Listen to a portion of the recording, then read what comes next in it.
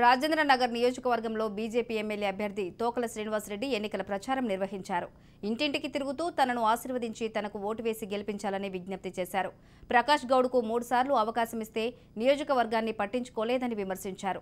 నియోజకవర్గ అభివృద్ధిని గాలికి వదిలేశారని, ఇచ్చిన హామీలను నెరవేర్చకుండా ప్రజలను మోసం చేశారని ఆరోపణలు చేశారు.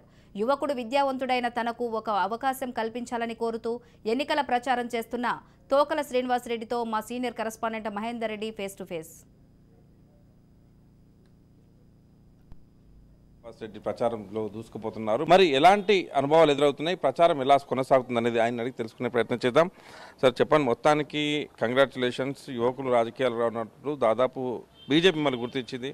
ఎలా సాగుతుంది ప్రచారం? అయితే బ్రహ్మాండంగా సాగుతుందండి. ఎక్కడ పోయినా కూడా ప్రజలు వాస్తవానికి కూడా బ్రహ్మరథం పడుతూ ఉన్నారు. ప్రజలు కూడా ఈరోజు రాజేంద్రనగర్ నియోజకవర్గానికి దాదాపు పరిస్థితి ఎలా ఉందంటే 15 సంవత్సరాల నుంచి ఒక రాక్షస పాలనలాగా ఒక దౌర్భాగ్య పరిస్థితి ఏర్పడి ఈరోజు ప్రజలు తీవ్ర ఇబ్బందులు గురయ్యారు. నిజంగా కూడా చూసుకున్నట్టయితే ఈ బీఆర్ఎస్ పార్టీ పాలన కావచ్చు, లేకపోతే ఈ ప్రకాష్ గౌడ్ పాలన కావచ్చు, ఈరోజు ప్రజలు చెప్తా ఉన్నారు ఏమనంటే ఎటువంటి అభివృద్ధి జరగలేదు, నిజంగా కూడా రాజేంద్ర నియోజకవర్గంలో ఎటువంటి అభివృద్ధి మేము నోచుకోలేకపోయామనేది ప్రజలకు స్పష్టంగా అర్థమైంది. కాబట్టి ప్రజలు ఒక మంచి మార్పును కోరుకుంటున్నారు. అందులో ముఖ్యంగా చూసుకున్నట్టయితే రేపు రానున్న రోజుల్లో మంచి ఒక భవిష్యత్తులో ఒక మంచి అభివృద్ధి జరగాలంటే మాత్రం అది కేవలం భారతీయ జనతా పార్టీతోనే సాధ్యమవుతుందని చెప్పి ప్రజలు పూర్తిగా విశ్వసిస్తూ ఉన్నారు. కాబట్టి ప్రజలు ఈరోజు వాస్తవానికి కూడా చాలా బ్రహ్మాండంగా మమ్మల్ని స్వాగతిస్తూ ఉన్నారు. ఖరీదైన భూములు ఉన్నాయి, కోకపేట కావచ్చు, బుద్వేలు కావచ్చు. మన నియోజకవర్గ అభివృద్ధి కోసం నిధులు రాలేవని మీరు అంటున్నారు. ప్రభుత్వం ఇచ్చిందని కూడా ప్రభుత్వం ఆయన తెచ్చారని ఆయన అంటున్నారు. దీన్ని ఎలా చూడవచ్చు? నేను చెప్తా ఉన్నాను. నేను గతంలో కూడా ప్రజలకు అందరికీ తెలియజేసే ప్రయత్నం చేసింది ఒకటే అంశం మీద. మీకు రాజేంద్రనగర్ నియోజకవర్గానికి తెలంగాణ రాష్ట్రం ఏర్పడిన నుంచి 9 సంవత్సరాల్లో వచ్చింది ఏంది అంటే కేవలం ₹1,30,00,000 స్పెషల్ డెవలప్మెంట్ ఫండ్ ద్వారా రావడం జరిగింది. అంటే మున్సిపాలిటీకి వచ్చే గ్రాంట్స్ కావచ్చు, నిధులు కావచ్చు కాకుండా ఈరోజు స్వయంగా ఈరోజు ఎమ్మెల్యే శాసనసభ్యుడిగా ఉన్న ప్రకాష్ గౌడ్ ముఖ్యమంత్రి గారిని విన్నపించుకోనో ప్రభుత్వాన్ని విన్నపించుకోనో తెచ్చిన నిధులు ఎంత అంటే కేవలం ₹1,30,00,000. ఈయన జీతం కూడా కాదంతా, ఈయన దానికంటే ఎక్కువ జీతం తీసుకున్నాడు. ఈ 9 సంవత్సరాలు దానికంటే ఎక్కువ జీతం ప్రకాష్ గౌడ్ తీసుకున్నాడంటే మీరు అర్థం చేసుకోండి నేను చెప్పే విషయాలు. కానీ ఇతర నియోజకవర్గాలకు ఏదైతే సిద్దిపేట కానీ, లేకపోతే సిరిసిల్ల కావచ్చు, గజ్వేల్ కావచ్చు, లేకపోతే పక్కకున్న మహేశ్వరం కావచ్చు, ఇతర ప్రాంతాల్లో 500 కోట్లు, 600 కోట్లు, 700 కోట్లు ఎక్కడ దౌర్జన్యం అండి? ఇది వివక్ష కాదా? మీరు ఆలోచన చేయండి. దాన్ని పక్కకు పెడితే రాజేంద్రనగర్ నియోజకవర్గంలో ఈరోజు 100 ఎకరాల భూములు, ప్రభుత్వ భూములు ఈరోజు వేలంపాటేసి ఏదో కేటీఆర్ ఘనంగా చెప్పుకుంటా ఉన్నాడు, కేసీఆర్ ఏదో గొప్పగా సాధించినట్టు మేము 150 కోట్ల రూపాయలకి ఎకరం అమ్మినామంటే మన తెలంగాణ ఎంత అభివృద్ధి చెందిందో అంటున్నారు. కానీ సిగ్గుందా నేను అడుగుతా ఉన్నా.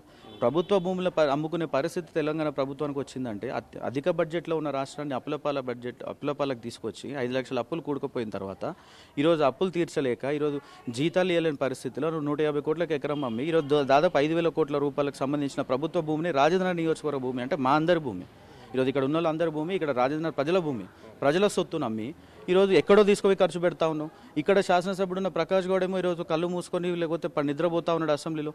కనీసం లేచి నా నియోజకవర్గ ప్రజల భూమి అమ్ముతా ఉన్నాం, నా ప్రజల సొమ్మును అమ్ముతా ఉన్నాం, కనీసం రాజేంద్ర నియోజకవర్గం అమ్మిన 5,000 కోట్లలో 500 కోట్లు కనీసం 100 కోట్లు కనీసం ఇచ్చి రాజేంద్ర నియోజకవర్గంలో 100 పడకల ఆసుపత్రి లేదు, లేకపోతే ప్రభుత్వ కళాశాలలు లేవు, లేకపోతే ఇంకా శంషాబాద్లో బస్ స్టాప్ లేదు, లేకపోతే కూరగాయల మార్కెట్ లేదు, లేకపోతే ఇతర ఏ రకంగా కూడా నియోజకవర్గంలో అభివృద్ధి జరగలేదు. వాటి కోసం అని ఇవ్వండి అని ముఖ్యమంత్రిని అడిగే సోయి లేదా? ఫైనల్ రాజేంద్ర యువతకు కావచ్చు, రాజేంద్ర ఓటర్లకు మీరు నేరుగా ఏం చెప్తున్నారు? నేను నియోజకవర్గ ప్రజలకు ఒకటే కోరుతా ఉన్నా. గత 15 సంవత్సరాల నుంచి ఈ ఒక నియోజకవర్గంలో సరైన శాసనసభ్యుని లేనందువల్లనే ఈరోజు అభివృద్ధి అంటూ జరగలేకపోయింది. ఈరోజు ఎన్నడూ కూడా ఈరోజు వరకు మీరు ఒక్కసారి నేను ప్రజలను కోరుతా ఉన్నా ఆలోచించమని. ఏ రోజైనా ఇక్కడ ఉన్న శాసనసభ్యుడు ప్రకాష్ గౌడ్ ఎప్పుడన్నా అసెంబ్లీలో రాజేంద్ర నియోజకవర్గం సంబంధించిన సమస్యల గురించి లేవనెత్తడం జరిగిందా? ఒకసారి మీరు ఆలోచన చేయాలి. ఈరోజు నేను ఎవరిని తక్కువ చేసి మాట్లాడు, ప్రమాణ స్వీకారం కూడా సరిగా చేయలేని వ్యక్తిని ఈరోజు మనం ఎన్నుకొని 3 పర్యాలుగా 15 సంవత్సరాల నుంచి పంపిస్తే ఇప్పటి వరకు కనీసం ఒక్కరోజు కూడా నియోజకవర్గంలో ఉన్న సమస్యలపై ఈరోజు అసెంబ్లీలో లేవనెత్తింది లేదు, లేదా ఆ సమస్యలను ఏ విధంగా పరిష్కరించాలనే ప్రయత్నం కూడా చేయలేదు. కాబట్టి నేను ఒకటే కోరుతా ఉన్న ప్రజల్ని, ఈరోజు దేశంలో ఏ విధంగా అయితే ప్రధానమంత్రి నరేంద్ర మోడీ గారి పాలనలో ఈరోజు దేశం ప్రపంచవ్యాప్తంగా దేశం ఏ విధంగా అయితే ఖ్యాతి చెందుతూ ఉందో ఆ విధంగా రేపు డబుల్ ఇంజన్ సర్కార్ రాష్ట్రంలో రాబోతుంది. ఆ విధంగా జరిగితే మాత్రం పూర్తిగా భారీ ఎత్తున అభివృద్ధి జరగబోతూ ఉంది. ముఖ్యంగా రాజేంద్ర నియోజకవర్గం వరకు వచ్చే వంతు వచ్చే వరకు నాలాంటి యువకునికి విద్యావంతునికి ఒక్క అవకాశం ఇస్తే మాత్రం రాజేంద్ర నగర్ పూర్తిగా అభివృద్ధి చెందే విధంగా పూర్తి ప్రయత్నం చేస్తామని. ఎందుకంటే గతంలో కూడా ఒక కార్పొరేటర్గా దాదాపు 9-10 సంవత్సరాల నుంచి మేము అభివృద్ధి చేస్తూ ఉన్నాం. ఆ చేస్తున్న క్రమంలో 9 సంవత్సరాల్లో దాదాపు 103 కోట్ల రూపాయల జిహెచ్ఎంసీ నిధులతో ఈరోజు మైలాడుదోపల్లి డివిజన్ని మేము అభివృద్ధి చేస్తామని గర్వంగా చెప్పుకుంటాం. కాబట్టి ఒక అనుభవం ఉన్న వ్యక్తిగా, రాజకీయ అనుభవం ఉన్న వ్యక్తిగా, 9-10 సంవత్సరాల నుంచి ప్రజాక్షేత్రంలో ప్రజలకు సేవ చేస్తున్న వ్యక్తిగా, ఒక యువకునిగా, విద్యావంతునిగా నాలాంటి వ్యక్తికి ఒక్క అవకాశం భారతీయ జనతా పార్టీకి రాజన్న నియోజకవర్గం ప్రజలు ఇవ్వాలని చెప్పి కూడా నేను మనస్ఫూర్తిగా కోరుకుంటున్నాను. రైట్, ఇది మొత్తంగా తోకల శ్రీనివాసరెడ్డి దాదాపు ప్రచారంలో దూసుకుపోతున్నారు. తనపైన ముస్లిం వ్యతిరేకత ముద్రేస్తున్నారు. దాదాపు ఎన్నో రకాలుగా తను ఎదుర్కోలేక వెనుక నుండి గోతులు తోతున్నా అవన్నీ కూడా నేను పట్టించుకోదలుచుకోలేదు. నాకు ప్రజల ఆశీస్సులను రాజనగర్లో కుల మతానికి అతీతంగా తన వెంట ఉంటున్నారు. ఖచ్చితంగా ఈసారి ఆశీర్వదిస్తారనే నమ్మకంతో ఓటర్ల దగ్గరికి వెళ్తున్నాను. ఆ రకంగా కూడా స్పందన వస్తుందంటూ దాదాపు గెలుపు ధీమాన్ని వ్యక్తం చేసిన పరిస్థితి కనిపిస్తుంది. ఇది ఓవరాల్గా తెలంగాణ రాష్ట్రంలో దాదాపు బీజేపీ అభ్యర్థుల గెలుపు ధీమా. కెమెరా శ్రవంతో మహేందర్ రెడ్డి, రాజనగర్, హైదరాబాద్.